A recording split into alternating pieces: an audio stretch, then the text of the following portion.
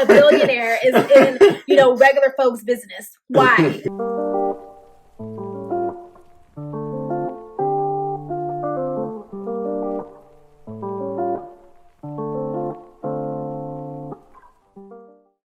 Hello, family, and welcome back to episode 5 of our series with my husband, LeVar Harris. My beautiful wife, Rihanna Swafford Harris. We're here to start the conversations in and around topics of finance that we feel we should all be having, with the hopes that you will find the language you need here to continue the conversations in your own homes. So let's talk money. So I have a topic for us this week. All right. So I want to kind of dive into the idea and notion of like side hustle and grind culture. I saw a tweet that was kind of startling where it said, if you don't come out of COVID with either like an additional side hustle or a new skill set learned, then you pretty much failed yourself. And I feel like that was a little harsh. Yeah, I have a lot of thoughts about this, but continue. Yeah, so I just feel like depending upon your situation, yes, it can be beneficial, of course, to learn a new skill set or pick up a new hobby during this time, but I feel like not everyone has that opportunity. So a lot of people are getting sick. Some people are losing jobs. Like there's real stuff going on in the world right now. Yeah. Diamond earring came up in the ocean and it's gone. And there's people that are dying. People are dying. So let's kind of see what your thought was on that. Yeah, well, I mean, the fact that you brought up Twitter, I think, is key. I feel like, okay. Anyway. I feel like this whole concept and all of the discourse around this idea that you have to be your own boss and bashing people who work 9 to 5s, I think it's really toxic, and it doesn't take into consideration that not everyone is a self-starter, whether or not they have the means, they have the drive. Some people's skill sets are to serve others, and there's literally nothing wrong with that. And for all these people who talk about you got to be your own boss, everyone has to run their own company. There's no money in this world for someone to pay me so I could call them a boss. That's like calling somebody daddy. It's not a one-man show. Like, you're gonna hire some people. Like, it literally doesn't make sense. And also, if everyone's selling, then no one is going to be right. Like, who are your customers? Yeah. Like, I don't know. It's very silly. But again, I agree that it comes from social media. And there was a tweet that I saw the other day that said something like being poor is hard, being an entrepreneur is hard. Pick your heart or pick your struggle. And I was just like, are you kidding me? I mean, yeah, that's tough. Because not everyone can pick. Right. I just completely disagreed with that, as if people have this mentality of like, pull yourself by the bootstraps, and it's just like, I don't even have the boots. You know what I mean? And I just feel like people do not recognize that even you having these boots to strap up is a privilege within itself. Correct. So I really think that social media doesn't recognize nuance. I feel like people just tweet to get the retweets and the likes. So I think that social media obviously plays a very huge factor in this. I mean, the whole thing about the whole rat race, like everyone's trying to work, of course, to get out of this rat race. And for those that aren't aware, rat race is this hypothetical marathon that everyone is running in terms of working through corporate America to hopefully get to financial freedom. And I think that social media just puts it on, like, we have bird's eye view to every single person's life. So we can kind of see what this person is doing. So of course, if they are running twice as fast, it's like, I feel like I need to also run twice as fast. But you don't understand how much of a lead they had. You don't know how much help they've had along the way.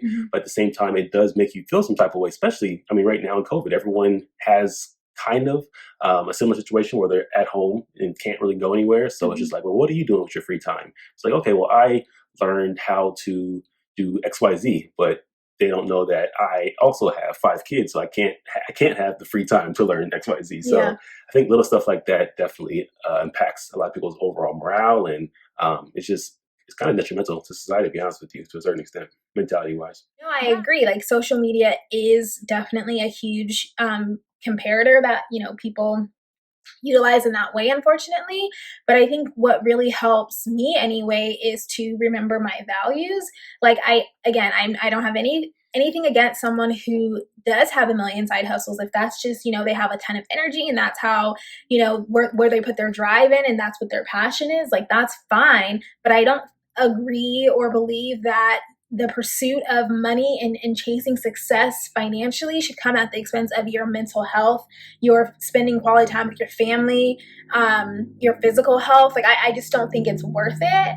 And I'm not the person to say that like money doesn't buy happiness. Again, that's not what I mean. But I just feel like you can only attain a certain level before you realize, okay, like I'm not necessarily getting any happier, but I am seeing my family less. I am mentally stressed. I'm not eating right because I never have time. I'm always on the go. I've went a full day just off iced coffee. Like, that's been me, and it's not healthy. So I just think that as a society, we do need to reevaluate some of these things. But again, I do recognize where it comes from, and the fear to be poor in the United States. It's like the worst thing that can happen to you, honestly. And then couple that with being a person of color, a woman, or any other marginalized group, So I think the key thing that's kind of shining here is finding where that happiness is. So regardless of how much money you make, again, if you're happy making that amount of money, and of course you are satisfying every kind of need that you currently have, then by all means, go ahead and pursue it. Yeah. I remember one example. So my father always told me he had an opportunity for a promotion when I was younger. And then that promotion would have been like, I think it was like 2 times his salary, but it would have forced him to relocate our entire family to like Dallas. And we were based in California. And he ended up passing on an opportunity because he said we were happy, we were established, and it just wasn't worth just having to redo all of our lives. But at the same time, not to kind of play devil's advocate, there is value in having your own business. I remember when I worked at the bank, the wealthiest people had their own business at the end of the day. You can only get so far in a company, unless you, of course, there's a very select few that can be CEO, which unless you're a white male, the chances are slim. But I do think there is value in pushing that to certain people, that, of course, that have that ambition. So I don't want to discredit that by any means as well. It just depends on personality. Yeah, and I'm not against being your own business person. My mom has her own business. Like, your mom has her own business. It's not that. But what I am against is the bashing of people who don't aspire to have that. Sure. And the lack of nuance in the discussions and recognizing the inherent privilege that comes with you being able to, have or attain a level of success. And that is what bothers me. Yeah. It's okay to be regular. And I just feel like this whole thing really, truly comes at the root of it is capitalism, because that's the root of everything. If you think about how this country treats poor people, even in the midst of the pandemic, they're really deliberating if we should be sending folks $600 a week to survive, when you literally told everyone they cannot go to work and they cannot do their job, and industries across the country have just shut down as a result.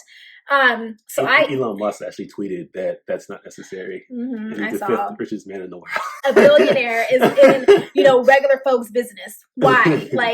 And again, I think it just comes back to the fact that the way we treat poor people and how we tie people's economic status to their access to healthcare, education, these very fundamental things, is why you get into this culture of, grind all day, side hustles, and bashing people who don't have those same aspirations. Sure. And then if we bring oppression and race into this, because everything has to do with racism, you have Black folks who are out here trying to attain 2 and 3 generations of wealth in one generation, because for so long we're denied access to equity and access or the means to be able to acquire wealth in a more traditional way. And so again, that contributes to this grind culture. So another aspect that I wanted to touch on that I brought up earlier was just like the inherent privilege that I really think a lot of these discussions miss, because again, Twitter isn't a place for nuance. It's 140 characters, or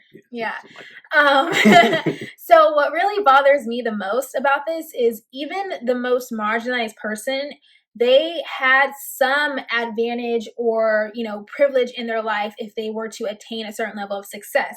And what I mean by that is definitely not, a handout, or, that they didn't have systemic hurdles to jump over, right? Like, I recognize that of all people. But what I do mean is there was someone looking out for them in a way that wasn't looking out for the next Black or brown girl, right? Or the next Black or brown man. So you think that every single person that's been successful has had some kind of Yes, even if it's just having a counselor to talk to and believe in you, whether it's one parent who motivated you. Do you know how many kids across the country's parents literally don't have any emotional intelligence or bandwidth to give to them? They don't give them any encouragement, right? How many kids go to school every morning hungry so they can't focus, and then the teacher says they're disruptive? You know, so it's just like there's always something. There's always a bit of luck or blessing or what have you in someone's journey to success. There's a book called The Outliers that talks about that very in detail about, and it breaks it down to like the area that you were born in, the year in which you were born granular. in. Yeah, it's a very interesting book. Like half the tech billionaires just happen to all be like from the same area and went to the same school, and of course that's where it exploded. Yeah, it's not a coincidence at all. So I really enjoyed that topic. It's something that I see on social media over and over again, and it truly grinds my gears. So let us know if you are Team No Sleep. Yeah, you've heard this grind culture, hustle mentality. And if you are, is it something that's genuine and just, are you someone who just has a lot of energy and passion about this? Or did you feel pressured into it? Or maybe a mix of both? All right, until next time, fam.